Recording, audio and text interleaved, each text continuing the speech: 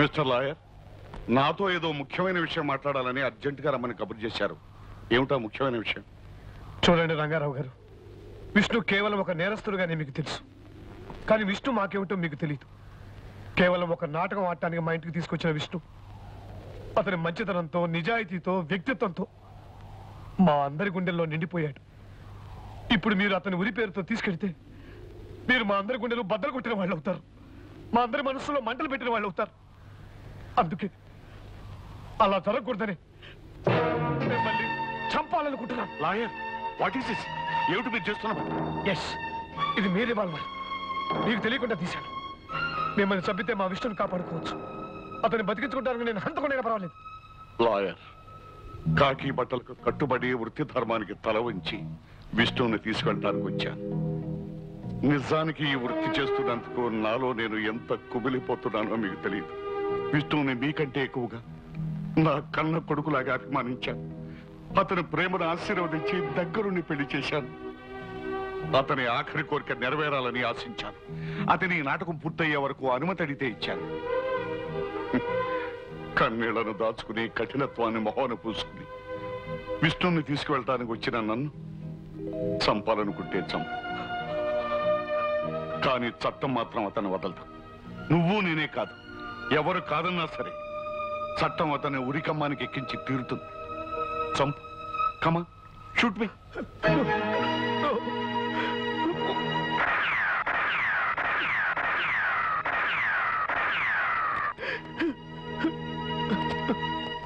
Take it easy. Take it easy.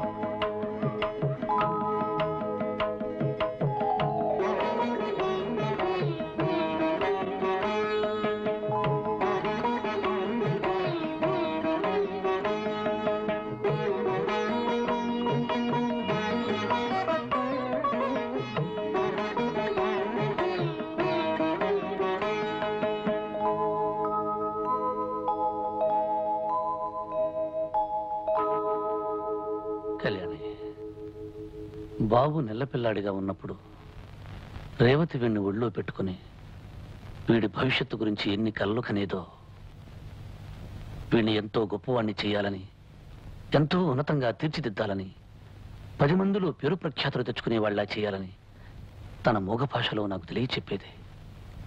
కానీ వీడికి అమ్మను దూరం చేసి నేను దూరం అయిపోయి అనాథ అనే ముద్రతో ఈ లోకంలో వీడిని ఒంటరివాణ్ణి చేసి వెళ్ళిపోతున్నాను. విష్ణు, ఎందుకలా మాట్లాడతా? బాబు ఏనాటికి అనాథ కాడో. వీడికి అమ్మని, నాన్నని అన్ని నేనే పెంచుతాను. వీళ్ళమ్మ కలలకి, ఆశయాలకి రూపంగా వీడిని తీర్చిదిద్దుతాను. చిత్తరించి బాబు మీ కొడుకు కాదు, మన కొడుకు.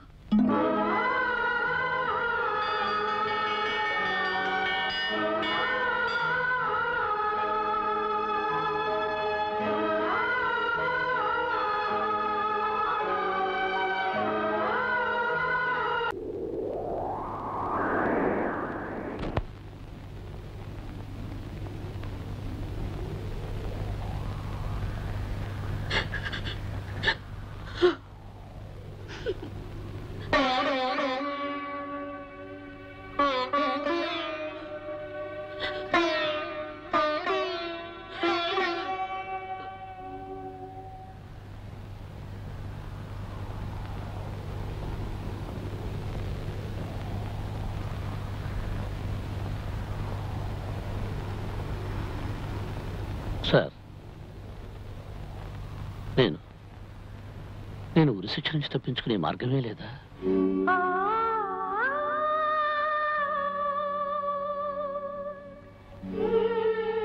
సార్, నాకిప్పుడు బ్రతకాలనిపిస్తోంది.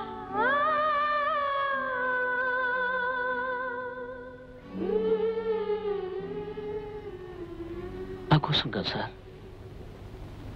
ఎవరి కోసం బ్రతకాలనిపిస్తోంది.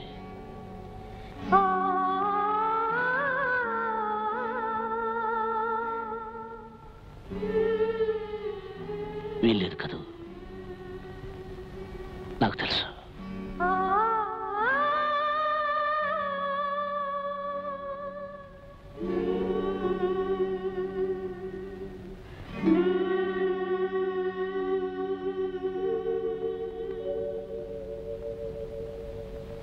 ఆనంద్, ట్రైనింగ్ టైం అయింది కదా?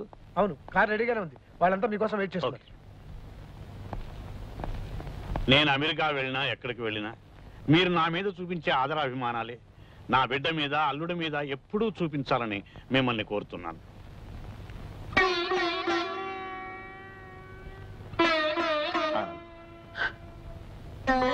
నేను వెళుతున్నాను.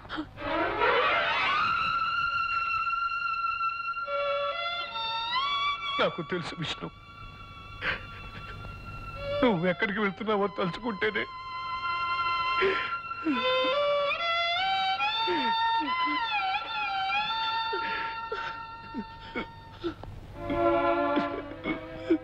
ఆనంద్, నా కోసం ఎవరూ బాధపడకూడదు. మిమ్మల్ని బాధ పెట్టి వెళ్తే నాకు ఏ లోకంలోనూ మనశ్శాంతి దొరకదు.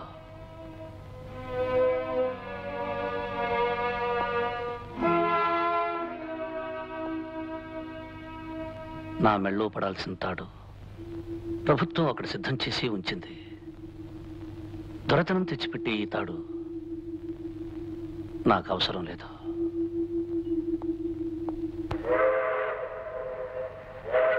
ఆందోళనతో 2 వారాల క్రితం ఈ దేశంలో అడుగుపెట్టాను.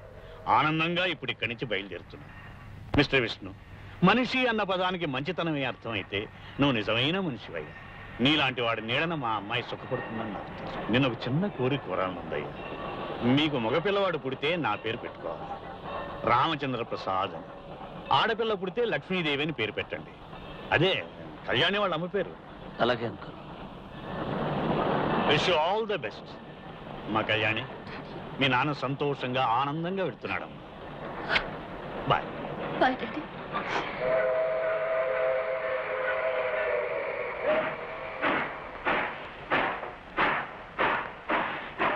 Bye baby.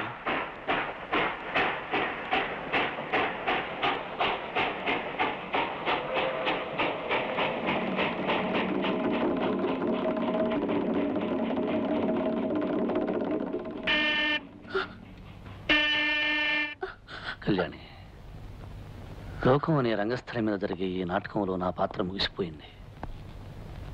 ఇంతకాలం నటించిన నేను ఇక వెళ్ళక తప్పదు. మీ నాన్నగారు వెళ్ళి ఆఖరి క్షణం వరకు ఆయన్ని ఆనందంగా ఉంచి నా పాత్రకి నేను న్యాయం చేకూర్చాను కదూ. కళ్యాణి, మీ నాన్నగారి కోరిక ప్రకారం నా బిడ్డని, మన బిడ్డని రామచంద్ర ప్రసాద్ అని పిలువు. నీ నోటితో అలా పిలిస్తే అదే దీవెన ఈ వాడు కూడా మీ నాన్నలాగే గొప్పవాడవుతాడన్న ఆశ.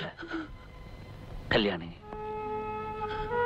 ఆపరేషన్ పూర్తయి బాబు గొంతొస్తే వాడు మొట్టమొదటిగా అడిగేది నాన్న ఎక్కడా అని. అప్పుడు వాడిని ఎత్తుకుని గోరుముద్దలు తినిపిస్తూ గారం చేస్తూ ఆకాశం కేసి చూపించి, అదిగో అక్కడున్న నక్షత్రమే మీ నాన్నని చెప్పు.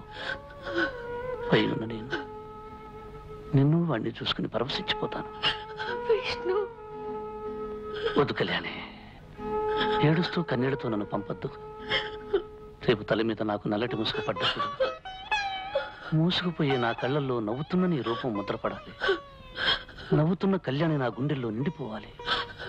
అందుకే ఆఖరిసారిగా నువ్వు నవ్వుతూ పంపించు కళ్యాణి. విష్ణు,